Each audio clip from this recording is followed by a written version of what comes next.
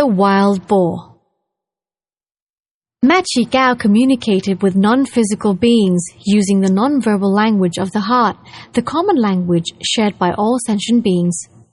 A non-physical being's flow of consciousness infuses thoughts and emotions with meaning and intent, just as the style and content of verbal expressions are determined by the flow of human consciousness.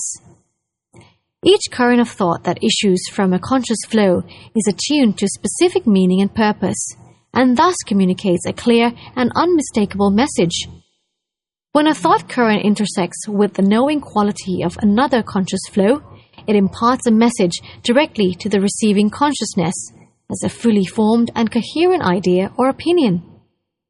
Using direct nonverbal dialogue, Mae Chee Kaew questioned her non-physical visitors, inquiring about their histories and listening to their stories. She wanted to help them, but mostly all she could do was share with them the merit of her meditation and the purity of her spiritual life.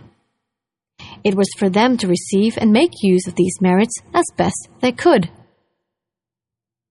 An even more bizarre incident than her communication with a water buffalo occurred when the disembodied consciousness of a slain wild boar appeared as a samadhi image in Mae Chee Kaew's meditation. Wandering alone at night in search of food on the far side of Pukao Mountain, the boar was killed by a local hunter who hid near a watering hole frequented by wild animals waiting for his next kill. In the early hours before dawn, a ghostly image of the wild boar arose spontaneously in Mae Chee Kaew's visual field. Accustomed to seeing such apparitions, she directed the flow of her consciousness, immediately asking the boar's reason for coming to see her. The boar spoke haltingly, stammering as though still in a state of shock. The boar explained that it was killed on its way to the watering hole by a hunter named Dam. Mae Chee Kaew wondered why the boar had not been more cautious about being shot. The wild boar pleaded with her to understand that it had always been extremely wary of hunters, always on guard, as its very life depended on it. But a wild animal's existence was unimaginably difficult, and its suffering unbearably harsh. Living in the wild, totally at the mercy of nature's shifting seasons, boars lived in a constant fear. Their lives are constantly in danger, threatened by natural predators, as well as hunters and trappers. By being extremely vigilant, the boar had survived many years in the mountains, but in the end, it could not avoid being killed. The wild boar told Mae Chee Kaew that it was terrified of being reborn as a wild animal, enduring a life of unbelievable pain and suffering, a life of persistent fear and distrust. A boar could never relax nor find peace.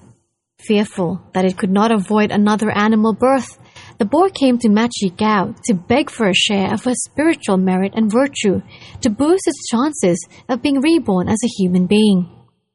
Miserably, the spirit told her that it lacked a sufficient store of merit and virtue to be confident about its future state.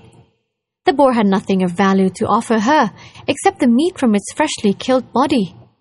Thus it implored to her to kindly eat some of its meat, so that she might gain the bodily strength required to maintain her exemplary spiritual lifestyle. At the same time, this would allow the boar to make merit. Eagerly, the wild boar informed Mae Chee Kaew that the next morning the hunter's family would bring meat from its carcass as an offering to the monastery. The boar begged her to eat it, hoping that this act of generosity would bring enough merit for it to be reborn as a human being.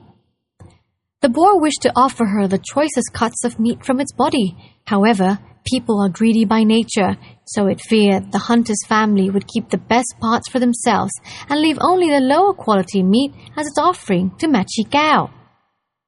Mae Chee Kaew was fascinated by her visitor's request. In many years of meditation, she had never come across an instance where the consciousness of a dead animal attempted to make merit by offering the meat from its own body. Feeling profound sympathy for its hapless plight, while radiating loving kindness, she silently acknowledged the charitable intention.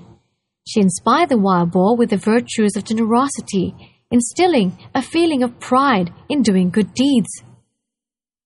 As with so many beings of the lower realms, she emphasized the benefits of the 5 moral precepts as the basis of a human birth, and encouraged the boar to adopt them as training rules for disciplining body, speech, and mind. She resolved to share the fruits of her spiritual virtue in the hope that the boar might be reborn as it wished. Satisfied with Mae Chee Kaew's assurances and buoyed by her blessings, the boar respectfully took leave and went its way. Next morning after sunrise, Mae Chee Kaew met the monks and nuns at the main sala and quietly related this bizarre incident. She described the wild boar story in detail so that they would fully understand the situation and accept the meat out of compassion for the slain animal if the hunter's family were to bring the boar meat later that morning. She urged everyone to eat the meat as a way to honor the animal's generous intentions and hopefully to help its consciousness find rebirth as a human being. Later that morning, the wife of Mr. Dum, the hunter, arrived with some roasted boar meat, which she respectfully offered to Ajahn Kampan and the monks. When they questioned her about the origin of the meat, her answer confirmed everything that Mae Chee Kaew heard from the wild boar, down to the smallest details. The monks and nuns all partook of the offered meat, hoping that in some way their act of compassion would ease the burden of suffering carried by that unfortunate creature.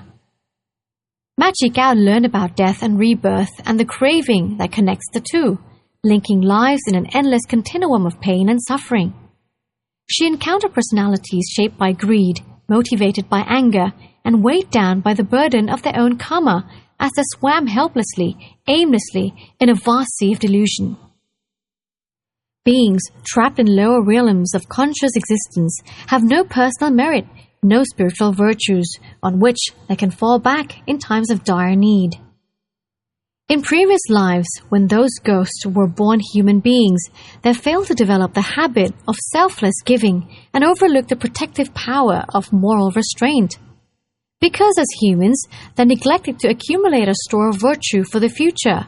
Upon death, their consciousness plunged into a realm of darkness where it was nearly impossible to generate virtue.